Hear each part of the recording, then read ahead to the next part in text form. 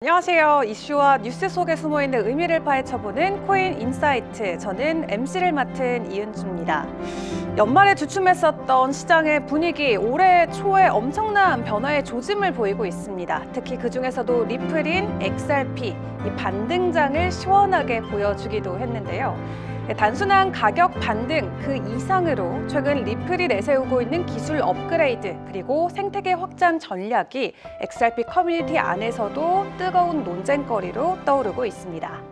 그 안에서도 프라이버시 강화나 온체인 디파이, 영지식 증명 기술까지 기존의 송금 결제에 특화된 이미지를 넘어서 금융 플랫폼 전환을 꾀하는 리플의 행보를 우리는 어떻게 받아들여야 될까요?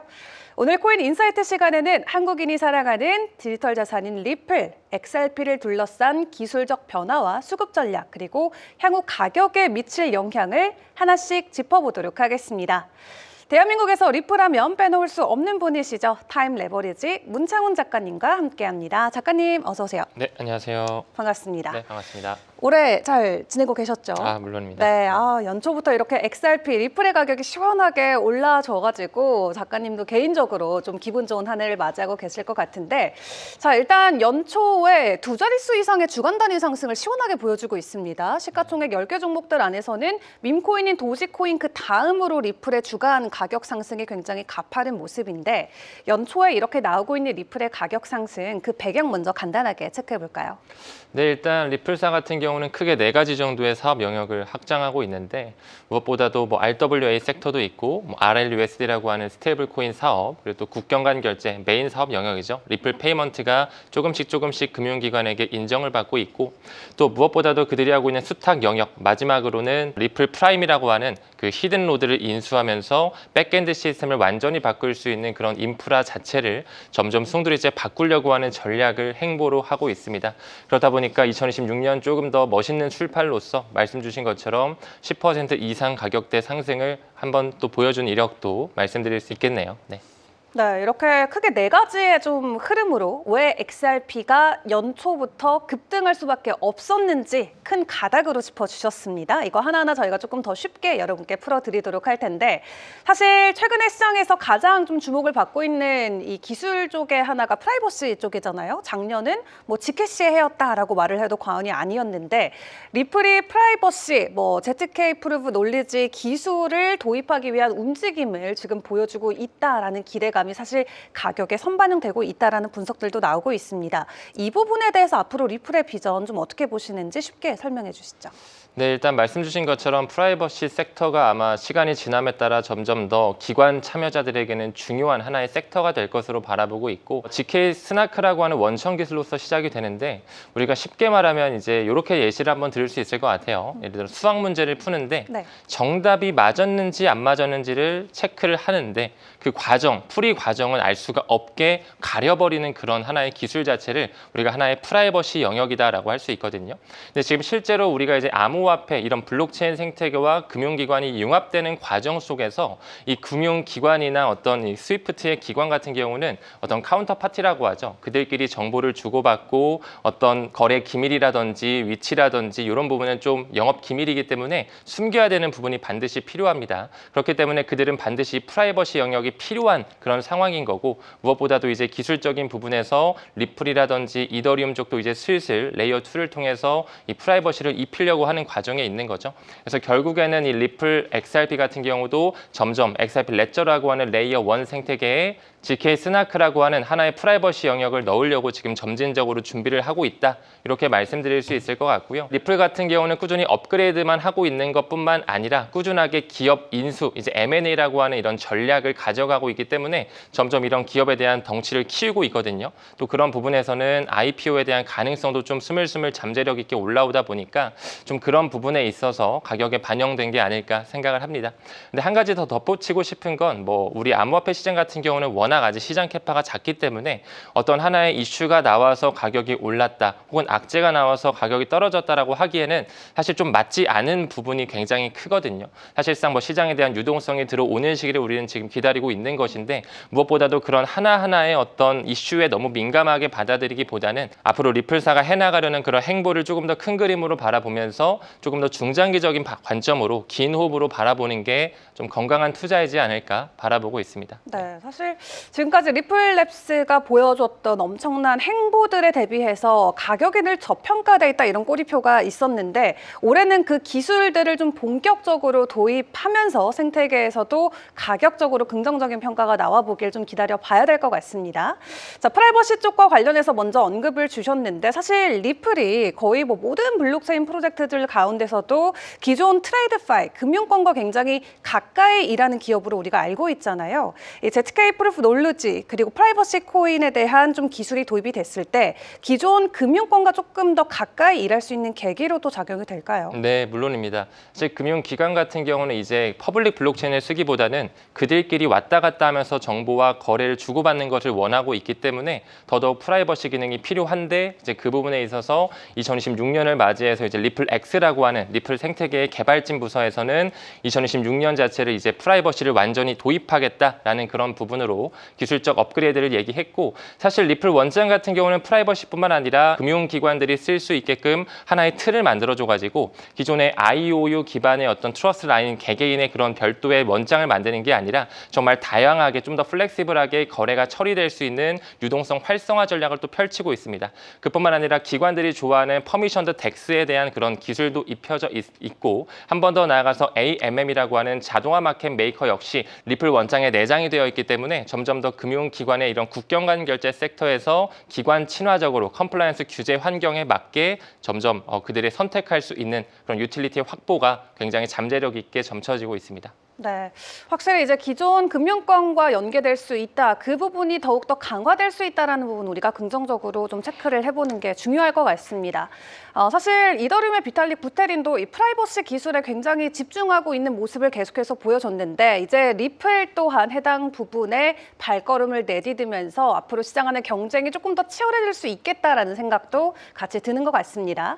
다만 리플이 뭐 프라이버시 쪽만 접근하려는 게 아니라 이미 기존에 가지고 있는 기술들이 워낙 많기 때문에 가지고 있는 열매가 많다 이런 생각이 드는데 앞에서도 잠깐 언급 주셨었지만 이 XRPL 쪽에 대한 이야기도 좀 해봐야 될 것 같아요. 어떻게 보면 XRP 자체보다도 XRPL 쪽에 대한 확장 가능성에 시장은 더 많은 기대감을 가지고 있는 것 같은데 이쪽 사업으로는 우리가 어떤 부분에 집중해 보면 좋을까요? 네, 일단은 말씀 주신 것처럼 이 리플 그리고 XRP 코인이 점점 더 가격 범핑이 나오기 위해서는 XRPL이라고 하는 리플 원장에서의 그런 채택과 기관 친화적인 움직임이 나와줘야지만 네이티브 코인으로서 XRP에 대한 실용성이 더 강해지는 것이기 때문에 우리가 그 부분을 굉장히 또 면밀하게 지켜봐야 되거든요.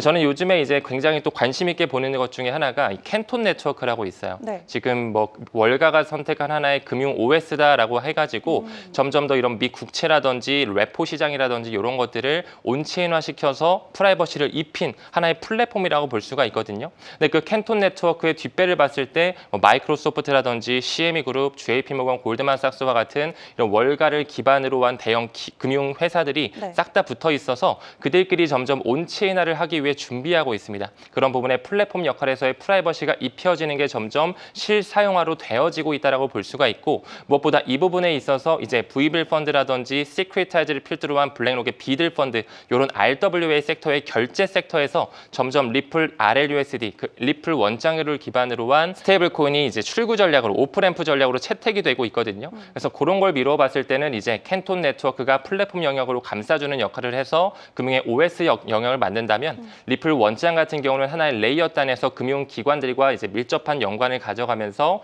여기 또한 프라이버시라든지 내장된 덱스라든지 MPT 기술 이런 것들을 유동성 활성화를 시켜서 결제단에서 활용할 수 있는 그런 활로가 점점 더 만들어지고 있다. 이런 스텝으로 볼 수가 있을 것 같습니다. 그렇군요. 리플도 이제 스테이블 코인 사업에 본격적으로 뛰어들어서 파일을 계속 넓혀가고 있긴 합니다만 아직까지는 테더 그리고 USDC 거래량과 비교해서는 좀 미미한 수준에 머물러 있는 것은 맞습니다. 그래서 일부 좀 리플을 좀 부정적으로 보시는 분들께서 이 리플의 USD죠. 스테이블 코인을 놓고 굉장히 좀 부정적인 이야기를 많이 하고 있기도 한데 리플의 스테이블 코인이 전체 스테이블 코인 시장 안에서 계속해서 좀 우위를 가져갈 수 있는 그런 무기나 장점들이 남아 있을까요? 네, 물론입니다. 2026년은 굉장히 또 중요한 중요한 해라고 바라보는 게 이제 BIS라고 하죠. 각국의 중앙은행들을 조종하고 가이드를 줄 수 있는 하나의 이제 국제 금융기구 중에 가장 우두머리 세력인데, 거기서 이제 BIS 바젤위원회라든지 금융안정위원회에서 점점 각국의 중앙은행들이 표준 규제안을 만들 수 있도록 가이드를 주고 있어요. 이제 올해 1월 1일부터 이제 그 가이드가 시행이 적용되기 시작하거든요. 네. 그 부분에 있어서 뭐 RLUSD, USDT, USDC와 같은 굉장히 활성화된 달러 기반 스테이블 코인이 이제 점점 시험대 위에 올라오고 있습니다. 근데 그 부분에 있어서 테더 같은 경우는 최근에 또 S&P에서 신용 강등을 했잖아요. 왜 그러냐면 이제 리저브 본인들이 이제 준비 자산으로서 뭐 미 국채라든지 현금뿐만 아니라 비트코인이라든지 귀금속이라든지 묵직한 그런 회사채도 가지고 있기 때문에 네. 그런 부분에서 좀 위험성을 가지고 있다. 이렇게 좀 리스크하게 적용이 되고 있고, 또한 서클의 USDC 같은 경우도 최근에 블루칩 그 신용평가 기관에서 B+ 등급을 받았거든요. 조금은 중앙화된 이런 면모가 크기 때문에 이런 파상격리 구조를 완전히 제거하지 못한다. 이런 리스크를 좀 안고 있습니다. 그래서 제가 지금 말씀드리는 요는 뭐냐면, 지금 BIS에서 만든 하나의 바젤위원회 규격에 맞는 그런 A등급, B등급, C등급 이런 식으로 점점 더 이제 점수를 매겨가고 있는데, 리플사의 RLUSD 스테이블 코인 같은 경우는 발행사 자체를 스탠다드 커스터디라고 하는 곳으로 따로 빼놨고요. 또 리저브 자체는 뉴욕 멜론 은행에서 진행을 하게 됩니다. 또한 투명성 보고서를 매월 릴리즈 시키면서 그들이 감사를 꾸준히 받고 있고, 리저브 자체도 전체 현금으로서 100% 이상을 충족하고 있기 때문에 그들이 제안한 그런 ABC 등급에서 가장 최상위 등급으로 지금 보여지고 있어요. 그 말은즉슨 금융기관에서 이제 달러 기반 스테이블 코인을 받아들이는 과정에 있을 때 조금 더 규제 친화적이고 프라이버시 기능까지 입혀진 그런 RLUSD가 조금 더 독보적으로 시장 캐파가 커질 수 있다는 잠재력을 볼 수가 있고, 실질적으로 최근에 RLUSD의 시가총액이 굉장히 빠르게 가파르게 좀 성장을 하면서 지금 현재는 탑10 안에 지금 순위권 안에 들어와 있는 걸 확인할 수가 있습니다. 네, 사실 뭐 지금까지 기존의 파일을 다 가져가고 있었던 테더 같은 경우도 준비금에 대한 논란 이슈가 늘 있어 왔던 만큼 이 기존 규제권에서 마련해 놓은 그런 어떤 가이드라인에 가장 부합한 게 리플의 스테이블 코인이기 때문에 앞으로 더욱더 빠르게 치고 올라갈 수 있다 설명을 주셨습니다. 다양한 호재거리들이 있다 말씀을 주셨는데, 그럼 사실 투자자분들께서 가장 궁금할 건 바로 이 부분이 될 것 같습니다. 그래서 이런 기술적인 호재가 도대체 가격에 는 언제 어떻게 반영되냐, 이 부분일 것 같은데, 지금 현재 상황에서 가격이 이미 저평가라고 말씀을 주셨잖아요. 이런 기술적인 부분들 가격에 앞으로 저희가 어떤 기대감을 가지고 지켜보는 게 좋을까요? 네, 사실 뭐 하나의 호재가 나오면서 XRP가 펌핑하는 그런 가능성보다는 어떤 이제 리플사의 좀 장기적인 어떤 이런 비저너리한 부분을 보면서 좀 기노브로 가는 게 맞다고 생각하는 이유가 뭐냐면, 적어도 이제 XRP를 좀 길게 투자하면서 뭔가 ISO 2002 전환 시점이 되면은 오르지 않을까? 혹은 뭐 XRP 현물 ETF가 승인돼서 실제로 거래되면 오르지 않을까? 뭐 이런 생각을 굉장히 많이 했어요. 네. 오늘 뭐 말씀 주신 것처럼 프라이버시가 들어왔고, 뭐 멀티퍼포스 토큰이 들어왔고, 뭐 자동화 마켓 메이커 이런 게 이제 점점 더 활성화가 되고 있고, 계속 막 M&A 전략도 하잖아요. 네. 뭐 5억 달러 투자를 받고 이런 것들도 사실 어떻게 보면 굉장히 호재인데 가격에는 지금까지 반영이 안 됐거든요. 그렇다 보니까 뭐 이런 기술적인 업그레이드 당연히 너무 중장기로 봤을 땐 좋지만 어떤 단기적으로 가격에 어떤 영향을 준다라는 그런 가능성은 저는 오히려 좀 낮다라고 생각을 합니다. 또 무엇보다 지금 암호화폐 현재 전체 시가총액 자체가 한 3.2조 달러 왔다 갔다 하거든요. 뭐 구글이라든지 마이크로소프트, 엔비디아보다 훨씬 하회하는 정말 작은 시가총액을 보여주고 있다 보니 사실상 그들이 마켓 메이커를 통해 가격을 끌어올리는 거는 그들의 좀 입맛대로 가져갈 수밖에 없는 그런 캐파라고 저는 바라봐요. 그렇기 때문에 뭐 어떤 호재를 기다리자, 뭐 요게 뭐 인수가 되거나 요게 채택이 되면 올라갈 거다, 그런 부분에 대해서는 아쉽지만, 저도 그랬으면 좋겠지만 조금 의미가 없다라고 생각을 하고 있습니다. 단기적인 뭐 기술적인 호재 하나하나로 우리가 가격의 변동성을 기대하기에는 아쉽지만 어려울 수 있다. 다만 그런 부분들이 쌓이다 보면 또 펀더멘털이 좋아지고 장기적인 측면에서는 분명히 가격적인 가치에는 반영이 될 수 있겠다. 이렇게 생각해 보셔도 괜찮을 것 같습니다. 리플의 호재는 여기서 또 끝이 아닙니다. 최근에 IPO와 관련된 이슈도 굉장히 뜨거운 이 화제거리로 떠오르고 있는데, 리플사 자체는 사실 굉장한 좀 자신감을 보여주고 있죠. 우리 IPO 안에도 뭐 뭐 재무 너무 탄탄하다, 미리 팔 필요가 없다 이렇게 이야기를 하고 있는데 IPO를 하는 게 호재일지 하지 않는 게 호재일지 커뮤니티 안에서도 좀 논란이 뜨겁습니다. 작가님 어떻게 보세요?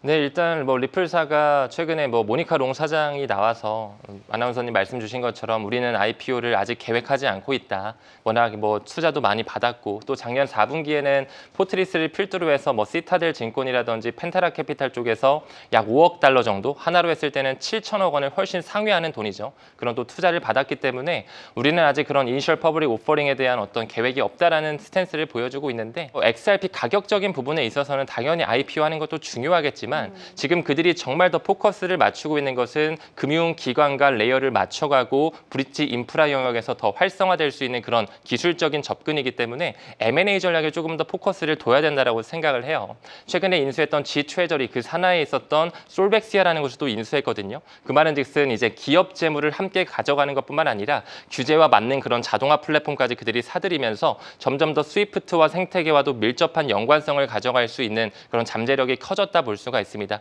그뿐만 아니라 뭐 레일이라든지 펠리세이드, 뭐 스탠다드 커스터디 등등 굉장히 다양한 산업에서 지금 리플사가 다 사들이는 전략을 하는 거거든요. 그리고 또 최근에 OCC, 미국의 통화감독청으로부터 리플의 내셔널 트러스트 뱅크라고 하는 은행 인가에 대한 부분도 지금 조건부로 승인을 받아놓은 상태이기 때문에 저는 조금 더 중장기로 봤을 때 리플사가 제2의 연준, 디지털 연준의 역할까지도 할 수 있는 가능성이 높다라고 바라보고 있고 정말 미국의 그 달러 기반 스테이블 코인의 대표적인 부분으로 리플사의 RLUSD가 채택이 되면서 그 페드 와이어 서비스라든지 페드 나우 서비스의 백엔드 시스템을 XRP의 유틸리티로 활용할 수 있는 그 구조 저는 조금 더 긴 호흡으로 바라봐야 된다 생각을 합니다. XRP가 사실 호재는 정말 많은데 항상 가격적인 부분에 좀 반영이 잘 안 된다라는 그런 소매 투자자들의 인식이 많잖아요. 네. 사실 저도 지금 현재 이 XRP의 어떤 펀더멘탈과 미래 비전에 대비해서 가격은 좀 많이 눌려져 있다라고 생각을 하거든요. 여전히 물론 소속은 끝났지만 근데 그런 부분에 있어서 저는 리플 XRP가 빛을 볼 수 있는 시점 자체를 정말로 이 CBDC라고 하는 이 중앙은행이 개입된 센트럴 뱅크 디지털 커런시가 정말 릴리즈돼서 전 세계적으로 사용이 될 때 그때부터는 이제 정말 외환 결제에 대해서 브릿지가 반드시 필요하고 2028년, 2029년, 30년까지는 IMF에서도 전 세계 중앙은행들의 CBDC를 만들어라고 이제 권고안을 주고 있기 때문에 지금 뭐 1, 2년 바라보고 투자하는 것보다는 좀 5년, 10년 길게 바라볼 수 있는 그런 인사이트를 가지는 게 우선이지 않을까 생각을 합니다. 네, 지금 뭐 리플이 IPO 할 때가 아니라 오히려 M&A처럼 좀 적극적으로 내실을 다질 시기다라고 말씀을 주셨습니다. 자, 그리고 리플을 정말 우리가 장기적으로 봤을 때 리플의 역할은 글로벌에서 뭐 디지털 연준 역할을 할 수도 있을 만큼 상당히 긍정적인 비전을 가지고 있다 말씀 주셨는데 이 부분에 대해서 조금 더 자세하게 좀 이야기를 들어봐야 될 것 같습니다. 말씀 주셨던 것처럼 작년에 리플이 많은 곳에서 투자를 대량으로 받기도 했지만 또 적극적으로 인수합병을 하는 모습을 보여주기도 했거든요. 이런 행보가 올 한 해도 이어질 것이다라는 예측이 나오고 있는데 리플이 이렇게 다양한 기업들을 인수하는 데는 분명한 목적과 좀 방향성이 있을 것 같아요. 어떻게 좀 판단하실까요? 일단 리플 같은 경우는 또 에스크로라고 하는 하나의 엔진을 통해서 유동성을 흡수했다가 회수했다가 하는 그런 하나의 메커니즘을 가지고 있죠. 그들이 2017년 말부터 약 55%총 공급량이 1,000억 개인데 55%라고 하면 550억 개죠. 그 정도의 물량을 지금 락업을 시켜서 매월 1일마다 은행 및 기관에게 판매 또는 대여를 통해서 지속적으로 리플의 그 솔루션, 리플 페이먼트에 대한 파일럿을 진행하고 있습니다. 사실상 지금 우리가 조금 더 거시적으로 봤을 때 미국의 페더럴 리저브, 연준에서도 양적 긴축, 양적 완화, 또 금리 정책을 통해서 통화량을 공급하고 회수하기도 하고 네. QT와 QE를 반복하잖아요. 점점 더 이가 디지털화되면서 리플의 RLUSD를 통해 그들이 회수했다가 잠궜다가 할 수 있는 그런 메커니즘과 연동이 될 수 있다라고 저는 생각을 하고 있어요. 또 그렇기 때문에 리플사가 작년 4분기 정도였죠. 연준의 마스터 계좌를 또 신청해 놓은 바가 있거든요. 그런 부분을 미뤄보더라도 충분히 이 RLUSD의 활용성과 리플 원장을 기반으로 한 그런 백엔드 시스템 자체가 완전히 송두리째 바뀌어지면서 가치의 인터넷, 리플사의 비저너리한 부분이죠. 인터넷 오브 밸류라고 하는 시대가 펼쳐질 것이다 생각이 좀 들고 있습니다. 네, 앞으로 좀 리플의 행보를 우리가 가늠해 보기 위해서 좀 중요한 숙제들이 여전히 남아 있다라는 부분도 같이 짚어주셨습니다. 사실 매달 1일에 리플의 물량이 10억 개씩 풀리는데 리플이 자체적으로 이제 물량을 락업하는 그런 움직임들을 보여주면서 뭐 이번 달은 뭐 전량 락업일지 아니면 뭐 50% 락업일지 그런 부분에 따라서도 리플의 가격이 단기적인 변동성을 보여주기도 합니다. 이번 1월 자체는 대부분의 물량이 락업이 된다라는 제가 소식을 본 것 같고 다음 달도 거의 뭐 70%까지는 그대로 락업을 시켜서 어쨌든 현물 시장에 뿌려지는 개수가 유통량이 적다 보니까 단기적으로는 가격 상승에 대한 촉매제가 될 수 있겠다는 생각은 들거든요. 다만 이런 부분을 놓고 계속해서 불만을 또 가지시는 분들도 있는 것 같아요. 말씀 주셨던 것처럼 뭐 소각을 할 수도 있고 누군가한테 위임할 수도 있지만 결론적으로는 이게 영원히 좀 리플에게 꼬리표처럼 작용되지 않을까 하는 걱정도 있는데 어떻게 보실까요? 네, 맞습니다. 너무 좋은 질문이라고 생각이 들고 뭐 리플사 같은 경우는 에스크로라고 하는 그 메커니즘 때문에 사실 많은 개인 투자자분들께서 매월 1일만 되면 이제 뉴스가 또 나오잖아요. 네. 뭐 이번에 뭐 또 10억 개 풀었다더라. 그중에 뭐 3억 개는 회수를 했다더라. 뭐 5억 개는 회수를 했다더라. 뭐 이런 식으로 나오게 되는데 우리가 사실 이걸 겉으로만 봤을 때는 물량을 계속 뭔가 찍어내는 듯한 느낌을 좀 받긴 받죠. 네. 하지만 XRP에 대한 총 공급량은 딱 유한합니다. 1000억 개로 유한하고 사실상 비트코인에 비해서는 정말 월등히 많은 수치이기도 하죠. 근데 우리가 이 에스크로에 대한 구조적인 부분에 조금 더 내재의 가치를 좀 바라보게 되면 사실상 안전한 매매 보호 서비스를 하기 위한 그들이 만들어 놓은 하나의 엔진 역할이다라고 저는 해석을 하고 있거든요. 실제로 리플 원장의 공식 문서나 이런 개발자 논문을 좀 보게 되면 네. 이 에스크로 같은 경우는 세 가지 하나의 유형으로 좀 설계가 되어 있습니다. 첫 번째는 타임락, 두 번째는 해시락, 세 번째는 1, 2번을 합쳐놓은 컨비네이션 락이라고 해서 이걸 조금 더 쉽게 말씀드리면 첫 번째 타임락 같은 경우는 일정 시간이 지났을 때 돈이 이체될 수 있는 그런 메커니즘, 두 번째 해시락 같은 경우는 일정 하나의 암호키, 해시키를 넣어야만 돈이 이체될 수 있는 그런 메커니즘, 세 번째는 이를 혼합한 그런 방법이거든요. 즉 다시 말해 금융기관에서 리플 원장을 필두로 한 리플 페이먼트를 활용하는 부분에 있어서 이 에스크로에 대한 메커니즘이 있기 때문에 더 안전하고 효율적으로 이 거래를 처리할 수 있다라는 이런 식으로 우리가 바라봐 줘야 된다는 거죠. 왜냐하면 리플사가 지금 꾸준하게 연준이 되기 위해서 또 마스터 계좌도 신청해 놨고 네. 또 지속적으로 뭐 재무회사 지트레저리라든지 히든로드, 리플 프라임으로 또 리브랜딩이 됐죠. 네. 그런 부분에 있어서 또 DTCC와 같이 움직이고 있으며 청산 시스템 자체를 완전히 송두리째 바꾸려고 준비하고 있는 것, 이런 것들을 생각한다면 사실상 범지구적으로 크로스보더 페이먼트라고 하는 영역 자체를 바꾸려고 그들이 지금 하나씩 퍼즐을 맞춰가는 과정에 있기 때문에 이 에스크로를 1차원적으로 보기보다는 조금 더 그런 내면의 이런 엔진 역할을 하고 있는 그런 기능들을 우리가 체크해 볼 필요가 있다라고 생각하고 있습니다. 네, 어떻게 보면 리플의 유통량을 좀 더 안정적으로 그리고 구조적으로 관리할 수 있는 하나의 구조다 생각을 해주시면 될 것 같습니다. 그리고 앞에서 언급을 주셨었던 이 클래리티 법안 통과와 함께 시장 공급량의 20% 초과 보이면 하면 안 된다라는 이 부분, 사실 이번 주에 나왔던 최근 뉴스를 또 우리가 생각을 해봤을 때 이 해당 법안이 27년까지 일단 미뤄질 수 있다, 중간 선거 때문에 이런 소식도 나오고 있는데 그렇다면 조금 더 우리가 시간을 벌게 되는 거죠. 다만 언젠가 이런 부분을 우리가 지켜야 된다라고 했을 때 XRP 회사 자체에서 어떤 대응이 나오냐에 따라서 시장의 또 반응이 크게 엇갈릴 수도 있을 것 같습니다. 20% 추가 보유 금지 명령이 나오게 된다면 XRP가 기존에 가지고 있던 물량을 대량으로 시장에 덤핑할 수 있는 그런 상황까지 좀 저희가 미리 가능성을 열어둬야 되는 걸까요? 저는 개인적으로 뭐 덤핑할 가능성은 매우 좀 희박하다라고 생각을 해요. 뭐 덤핑을 한다라는 건 시장이 이제 그만큼 푼다라는 거잖아요. 네. 사실상 뭐 더 찍어낸다라는 의미는 아니기 때문에 이미 그 부분에 대해서는 좀 리스크가 배제돼 있다라고 생각을 하고 있고, 무엇보다 그 클래리티 법안을 뜯어봤을 때 이제 매추럴 블록체인이라고 하는 좀 더 성숙한 블록체인이 되고 증권이 아닌 상품으로 규제하기 위해서는 한 특정 기관이나 어떤 한 개인이 20% 이상을 가지고 있으면 안 된다라고 하는 그 규제에서 시작이 된 거잖아요. 근데 그 부분에서 지금 에스크로 물량 자체가 340억 개가 있기 때문에 그거를 지금 뭐 소각을 하느냐, 누구한테 뭐 판매를 하느냐, 아니면 금융기관들한테 이제 법적 규제가 들어와서 나눠지게 되느냐, 아니면 그들이 만든 DAT 기업인 에버노스에 위임을 하게 되느냐, 여러 가지 옵션 사항이 있을 것 같습니다. 근데 그 부분에서 우리가 뭐 개인 투자자 있기 때문에 뭐 그 부분을 우리가 뭐 예단하거나 예측할 수는 없는 영역이라고 생각을 하고, 오히려 아나운서님 말씀 주신 것처럼 지금 현재 많은 개인 투자자들이 사실 많이 지쳐 있습니다. 왜냐하면 지금 뭐 원자재라든지 뭐 나스닥도 굉장히 신고가를 찍고 있고 심지어 우리나라의 코스피 코스닥도 계속 연일 좀 신고가를 보여주다 보니 암호화폐만 좀 지지부진한 모습이 좀 보였죠. 그래서 지금 그나마 좀 클래리티 법안의 통과를 기다리고 있는데 중간선거 이슈로 2027년이 넘어갈 수도 있다라는 이야기까지 보이면서 저는 오히려 이거를 말씀 주신 것처럼 기회의 순간으로 좀 포착을 해서 더 낮은 가격에 모을 수 있는 그런 매집의 구간으로 우리가 삼아야 되지 않을까 바라보고 있어요. 지금 기관의 움직임만 미루어 보더라도 거래소 물량은 계속 없어지고 있고 XRP 현물 ETF의 현재 현황을 봤을 때 AUM 자체가 벌써 15억 달러에 대한 육박하고 있습니다. 또한 XRP가 락업된 물량도 7억 개를 훨씬 상회하고 있거든요. 그 말은즉슨 이제 블랙록과 피델리티도 이 시장 자체에 전격적으로 투입할 어떤 하나의 준비 과정을 밟고 있다라고 저는 또 보고 있기 때문에 그런 부분을 좀 미루어 봤을 때는 기관의 움직임에 좀 벤치마킹을 하고 리플사가 뭐 20% 물량을 밑으로 내려가는 부분에 있어서는 어떻게 움직일지 좀 천천히 기다리면서 좀 싸게 매집할 수 있는 구간으로 우리가 전환해서 생각해야 되지 않을까 바라봅니다. 네, 어쨌든 이 10% 이상 보유가 안 된다라는 텀만 놓고 보더라도 뭐 회사 측에서 이거를 시장에 덤핑할 일은 없고 다만 그 시기가 어느 정도 남아 있는 상황이기 때문에 오히려 지금을 우리가 기회 순간으로 포착해도 괜찮겠다 말씀 주셨습니다.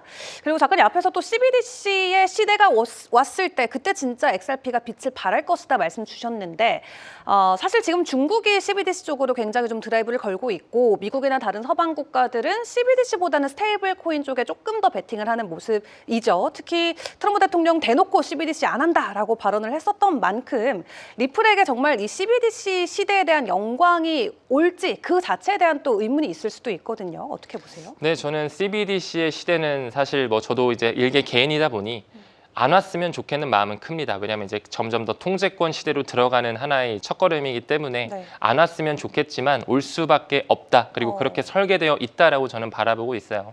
저는 투자를 할 때 뭐 연준의 기준을 맞추거나 뭐 기사의 기준을 맞추거나 이것보다도 금융기관의 패러다임의 전환기잖아요. 그래서 이 금융기관의 국제기구에 좀 포커스를 맞추고 있거든요. 그중에서도 이제 BIS나 IMF나 월드뱅크와 같은 그런 국제금융기구들의 논문이라든지 화이트페이퍼라는 그런 백서 들을 좀 봤을 때는 결국에 중앙은행의 개입은 불가피하다는 스탠스를 취하고 있습니다. 최근에 한국은행의 이창용 총재도 마찬가지로 스테이블 코인이 7가지 어떤 리스크가 있기 때문에 우리가 받아들이는 부분에 조금 더 시간이 필요하고 뭔가 규제가 더 필요하다 이런 식으로 되게 좀 배척하는 스탠스를 취하고 있거든요.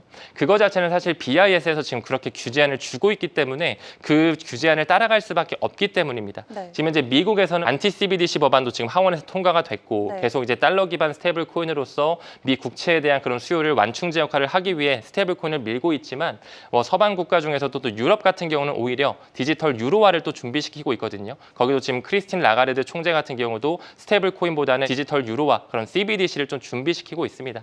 그래서 결국에는 저는 점점 더 이제 CBDC가 만들어지는 과정이 나올 거라고 생각을 하고 그 IMF의 총재인 크리스탈리나 게오르기 에바 같은 경우도 결국에는 CBDC가 나와서 현금을 대체할 것이다 이런 얘기를 했고 여러 가지 금융안정위원회나 바젤위원회의 논문을 미루어 보더라도 스테이블코인에 대한 리스크가 있고 투명성에 대한 어떤 제고하는 부분에 부족함이 있기 때문에 결국에 중앙은행의 개입이 반드시 필요하다는 스탠스를 펼치고 있거든요. 그래서 조금 더 큰 그림으로 보자면 지금 현재는 달러 기반 스테이블코인으로 뭔가 다 점령하는 듯한 모습을 보여주지만 시간이 지남에 따라 그들이 지금 준비시키고 있는 멀티폴라 시스템이라고 하는 다극 체제 쪽으로 가면서 각국을 대표하는 그런 법정화폐 기반의 CBDC가 나오고 그것들이 연결될 수 있는 이 화폐의 다변화 속에서 XRP와 스텔라루멘과 같은 그런 결제 브릿지 통화들이 더더욱 급부상하게 될 거라는 게 저의 지론입니다. 네, 알겠습니다. CBDC 생태계 결국에는 중앙은행들을 중심으로 확장이 될 수밖에 없고 그럴 때 가장 빛을 발할 수 있는 게 바로 이 통화 기반의 XRP나 스텔라루멘 같은 코인들이 될 것이다 말씀을 주셨습니다. 자, 작년 업비트 한 해 거래량만 놓고 봤을 때 가장 많은 거래 순위를 가져갔던 게 바로 이 XRP 리플입니다. 그만큼 국내 투자자분들도 참 많이 관심을 갖고 지켜보고 있는 대표적인 종목인데 가격적인 측면을 마지막으로 좀 이야기를 나눠봐야 될 것 같아요. 지금 이렇게 다양한 호재성 이슈들, 기술적인 부분들, 사업성을 가지고 있는 리플인데 가격이 이 정도면은 뭐 올타임을 이미 2배, 3배 뛰어넘어도 이상하지 않을 시기일 것 같은데 여전히 올타임하이 대비해서는 저점을 좀 보여주고 있는 상황입니다. 자, 올해 우리가 좀 리플을 생각을 했을 때 어디까지 조금 그림을 그려봐도 괜찮을지 지금 이미 저평가 구간이라고 말씀은 주셨습니다만 그렇다면 정말 지금이 바닥의 매수권 기회일지 작가님의 개인 의견도 같이 부탁드릴게요. 네, 뭐 지금 XRP뿐만 아니라 비트코인, 이더리움을 필두로 한 글로벌 메이저 코인들, 현물 ETF가 이미 준비된 코인들 자체도 굉장히 좀 저평가 구간 플러스 바닥을 다지는 구간을 좀 형성하고 있다라고 생각하고 있어요. 또 무엇보다 지금은 이제 4년 반감기 사이클 자체가 깨졌고 유동성이 이제 흘러 들어오는 주기를 우리는 지금 기다리고 있고요. 무엇보다 지금 ISM이라고 하는 그 PMI 지수죠. 이 경기 사이클 지수도 조금씩 이제 올라갈 준비를 하고 있다라고 저는 바라보고 있습니다. 그래서 그 부분과 2026년이 좀 맞닥뜨려지면서 좋은 흐름이 한 번 정도는 나올 수 있을 거라고 생각하는데 뭐 가격적인 목표 선을 제가 뭐 개인의 어떤 시선에서 알아맞추는 건 좀 굉장히 어려운 부분인 것 같고 사실 XRP 같은 경우는 정말 투자하기 난이도가 정말 높은 코인입니다. 또 CBDC에 대해서 굉장히 또 미래지향적으로 말씀을 드렸지만 저는 그 기준점 자체를 그들의 권고 아닌 2029년과 30년을 바라보고 있어요. 한마디로 지금으로부터 3, 4년 정도는 지나져야지만 CBDC의 시대가 조금씩 불어오면서 XRP 대 유틸리티가 커진다라는 거죠. 그만큼 정말 조금 더 긴 호흡으로 XRP 투자는 더더욱 바라봐야 된다라는 거를 1차적으로 좀 말씀드리고 싶고 물론 이제 올해 자체가 뭐 일론 머스크 스페이스X도 뭐 IPO도 준비한다라고 하고 오픈 AI도 지금 뭐 IPO 뒷단에선 준비하고 있고 또 중간 선거가 있고 연준의 양적 완화 QE 스탠스가 또 올 텐데 그런 부분에 있어서는 또 유동성 장세로서 한 번의 버블장 심지어는 개인의 포모의 심리를 자극할 수 있는 그런 어떤 좋은 상승장도 나올 수는 있다고 봅니다. 우리가 또 그럴 때는 조금씩 익절을 또 해가지고 어느 정도 현금화를 또 확보해 놓는 것도 하나의 전략적인 움직임이겠죠. 그래서 이런 부분을 좀 종합적으로 봤을 때 1차적으로는 좀 긴 호흡으로 2030년, 35년, 5년, 10년 바라봤으면 좋겠어요. 최근에 그 블랙록의 임원 같은 경우도 비트코인이 지금 17년 됐거든요. 네. 그럼에도 불구하고 지금 아직까지도 초기 시장이다 이런 얘기를 했습니다. XRP 같은 경우는 2012년에 나왔기 때문에 조금 더 역사가 짧죠. 그런 부분에서 이제 금융기관들의 어떤 전환기가 점점 준비되어지는 과정이다 보니 조금 더 우리가 룰 체인지를 기다리면서 길게 좀 방망이를 길게 잡았으면 좋겠다. 이 말씀을 오히려 좀 강조드리고 싶습니다. 네, 올해를 크게 움직일 만한 모멘텀들 여전히 남아 있지만 우리가 XRP를 바라볼 때는 조금 더 긴 호흡에서 지켜보는 게 좋겠다 말씀 주셨습니다. 지금까지 이렇게 문창훈 작가님과 함께 올해 XRP 생태계 전략 그리고 전망에 대한 이야기 나눠봤습니다. 오늘 좋은 말씀 감사합니다. 네, 고맙습니다. 네, 오늘 저희가 준비한 소식은 여기까지입니다. 코인 인사이트, 앞으로도 투자자 여러분의 인사이트에 도움을 드릴 수 있도록 노력하겠습니다. 시청해주신 여러분 고맙습니다.